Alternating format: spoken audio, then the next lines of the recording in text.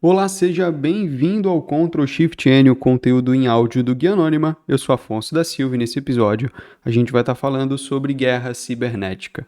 Basicamente, se isso realmente existe ou não.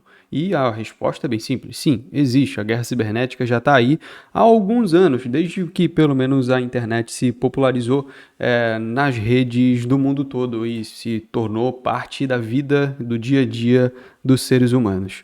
A guerra cibernética ela é considerada um quinto espaço, uma quinta dimensão dentre as dimensões que um país ele deve dominar durante uma guerra.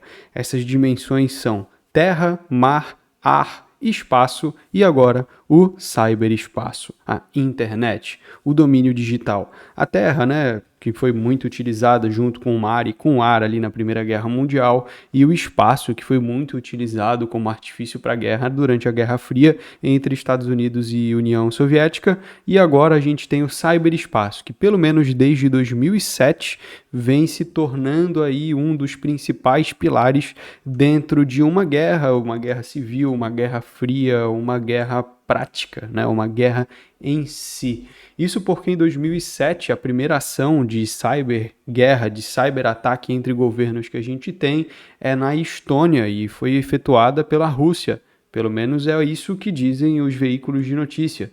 E essa guerra aconteceu por conta de uma medida da Estônia ao retirar uma estátua do que se referia à União Soviética do seu país, e isso fez com que ataques de negação de serviço fossem direcionados para o país por atacantes russos.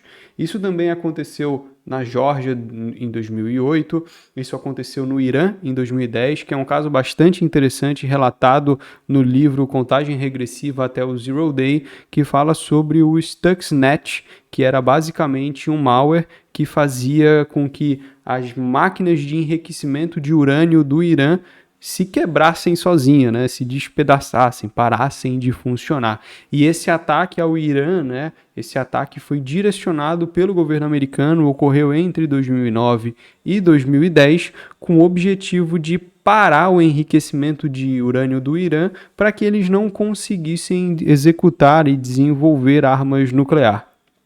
Essa guerra, inclusive, né, ela não aconteceu apenas virtualmente. A gente teve alguns casos físicos isolados, com ataques realmente, né, a pessoas diretamente, com armas de fogo e tudo mais, mas a questão do ataque cibernético ainda foi o maior ponto desse conflito, né, fazendo com que o Irã perdesse rios e rios de dinheiro com aqueles ataques que eles demoraram bastante para identificar como e quando aconteciam.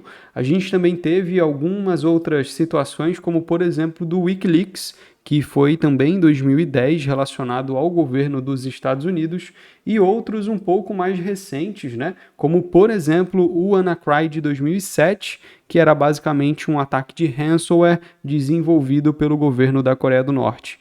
E isso afetou aí o mundo inteiro, tanto medidas privadas quanto órgãos do governo, tanto dos Estados Unidos quanto de outros países, mas o principal alvo foi os Estados Unidos da América.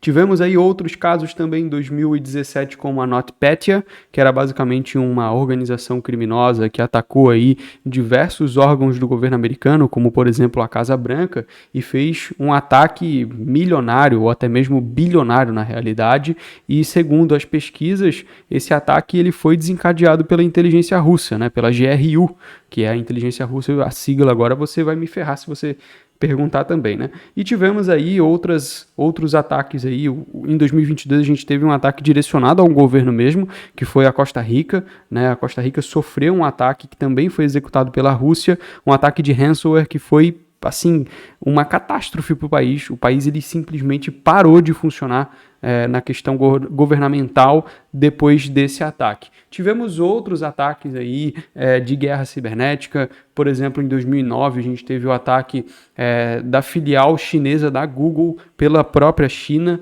Então a China executou um ataque para obter informações da Google internamente. A Google na época tinha uma filial lá dentro da China, hoje eu acho que não tem mais. A gente também teve outros ataques aí, inclusive os mais recentes que a gente vem tendo notícias é sobre o conflito entre a Rússia e a Ucrânia, né? São ataques aí que vêm acontecendo com muita frequência, ataques que acontecem todos os dias e que têm um impacto volátil, Tem ataques que pausam todo o trabalho governamental, tem ataques que fazem com que a comunicação não seja estabelecida. Então tem muitos tipos de ataque nessa guerra cibernética. A gente tem ataques voltados para fazer com que as operações do país não funcionem mais. A gente tem ataques para obtenção de informações sensíveis, informações de guerra, informações de tecnologia, informações estratégicas. Então não é só o ataque de DDoS que a gente vê aí na guerra cibernética. Pelo contrário, a gente tem muita questão de inteligência mesmo, de saber o que o seu adversário na guerra está fazendo, de saber o que o seu adversário está planejando, o que ele está pensando, qual é o próximo passo dele naquele conflito. E hoje, como a gente está a todo momento conectado na internet com diversos dispositivos, fica fácil entender isso. Inclusive, dá para bombardear fisicamente um local, isso aconteceu com soldados russos, inclusive, que estavam no local e eles foram detectados que estavam naquele local por conta da geolocalização do telefone e foram bombardeados por isso, né? Por esse descuido, vamos dizer assim. Então isso acaba fazendo com que a guerra que a gente conhece da Primeira, Segunda Guerra Mundial não seja mais uma realidade hoje em dia, principalmente por conta da internet e desses cyberataques que tem como objetivo fazer com que as operações não funcionem direito ou o roubo desses dados mais sensíveis e estratégicos. Então, se você se pergunta se essa parada existe mesmo, é coisa de filme, ela existe há alguns anos e vem se tornando à tona, né? Vem se tornando um ponto principal de conversa nos últimos anos aí, principalmente desde o WannaCry, né? De 2017, que foi o que bombou, explodiu aí as barreiras da tecnologia e se disseminou para o público em geral. Mas eu acredito ali que desde 2010 a gente vem tendo aí vários casos de ataques cibernéticos envolvendo governos, tanto que é bem comum a gente ter notícias de organizações que são financiadas, que são as APTs, né? Organizações que são financiadas por governos principalmente autoritários, como o governo da Rússia, como o governo da Coreia do Norte e da China, mas também países democráticos como, por exemplo, a Inglaterra, né? Que possui ali uma equipe voltada para a guerra cibernética, o próprio Estados Unidos, e aqui no Brasil a gente ainda vai galgando com isso. Hoje a gente tem a ABIN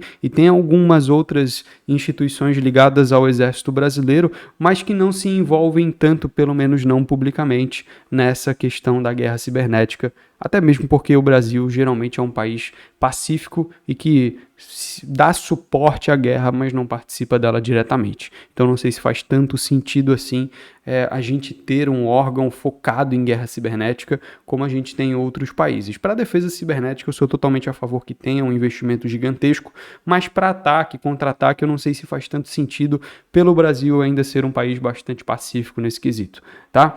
Basicamente, esse é um resumão do que já aconteceu de guerra cibernética pelo mundo em alguns anos, um pouco mais esclarecendo sobre o que é isso e se isso realmente existe ou é coisa de filme, e dá uma pesquisada sobre, dá uma lida sobre como a gente está tendo, infelizmente, esse conflito entre Rússia e Ucrânia aí há bastante tempo já. Quase toda semana, ou pelo menos de 15 em 15 dias, sai alguma notícia sobre guerra cibernética, sai alguma notícia sobre ataques digitais entre esses dois países ou entre os seus países parceiros, beleza? Então é isso, não se esqueça aí de deixar o seu like e se inscrever no canal. Se você está ouvindo esse podcast em agregadores e não no YouTube, conheça o nosso canal no YouTube, a gente tem mais programas além do Ctrl Shift N, e não se esqueça de dar uma olhadinha aqui na descrição, porque nela você consegue encontrar os nossos cursos e também se inscrever na lista de espera para o Guia Anônima Fundamentos, um novo conteúdo que a gente vai estar postando ainda nesse ano, beleza? Então é isso, valeu e até mais.